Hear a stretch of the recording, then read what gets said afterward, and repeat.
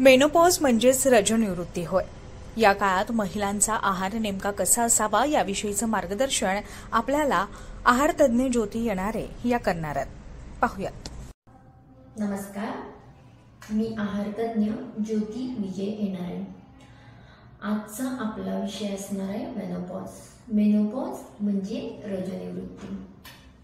सध्याच्या धकाधकीच्या जीवनामध्ये रजोनिवृत्ती म्हणजे मेनोपॉज जी आहे ती प्री मेनोपॉज अशी आपल्याला ऐकण्यात येते।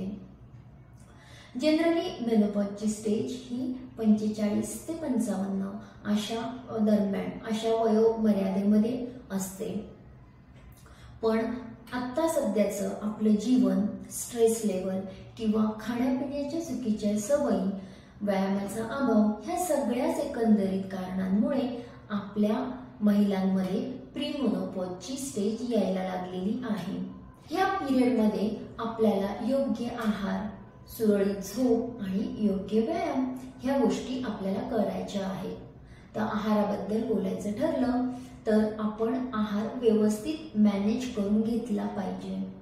खूप वेळा काय होतं, ह्या स्टेजमध्ये आपलं वजन वाढायला लागतं। मग वजन वाढत असल्यावर महिला इकडे डाएटमध्ये वेट रिड्यूस कडे वळण्याचा प्रयत्न करतात। ह्या चुकीच्या समजुतीमुळे काय होतं की 2 मील किंवा इंटरमिडिएट डाएट किंवा कीटो डाएट अशा चुकीच्या पद्धतीने डाएट केल्यामुळे प्रॉपर न्यूट्रिशन मिळत नाही। प्रॉपर म्हणजे मायक्रोन्यूट्रिएंट्स की जे ह्या स्टेजमध्ये शरीराला खूप आवश्यक आहे। हे जर नाही मिळालं तर हेडॅक होणं, वेट लॉस तर होतच, पण हेडॅक होतंय, केस गळायला लागतात, प्रॉपर झोप होत नाही, एन्झायटी सारखे प्रॉब्लेम्स चालू होतात, मूड स्विंग्स होतात, स्किन रॅशेस होते, असे बरेच सिम्पटम्स आपल्याला दिसायला लागतात। म्हणून मी इथे आवर्जून सांगेल की डाएट करताना हा 4 मील मध्ये किंवा 6 मील मध्ये घेतला पाहिजे।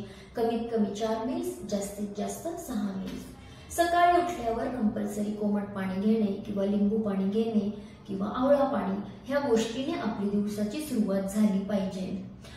नाश्त्यामध्ये म्हणजे ब्रेकफास्टमध्ये आपल्याला ड्रायफ्रुट्स, फळं हे घेणं गरजेचं आहे। ड्रायफ्रुट्स मधून आपल्याला ओमेगा 3 मिळणार आहे की जेणेकरून ह्या मेनोपॉजच्या स्टेजमध्ये ते निश्चितच उपयोगी राहणार आहे।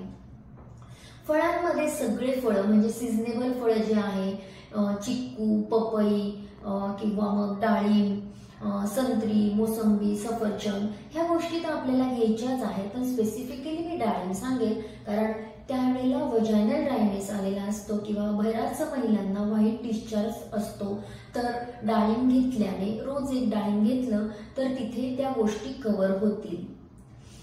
आपल्या जेवणामध्ये व्यवस्थित बॅलन्स आहार असणं खूप गरजेचं आहे। तर दुपारच्या जेवणामध्ये भाजी किंवा दुपारच्या जेवणामध्ये चपाती, भाकरी, भात, वरण, भाजी, कडधान्य, लोणचं अशा गोष्टी म्हणजे लिंबाचं लोणचं वगैरे असलेलं कधीही चांगलं।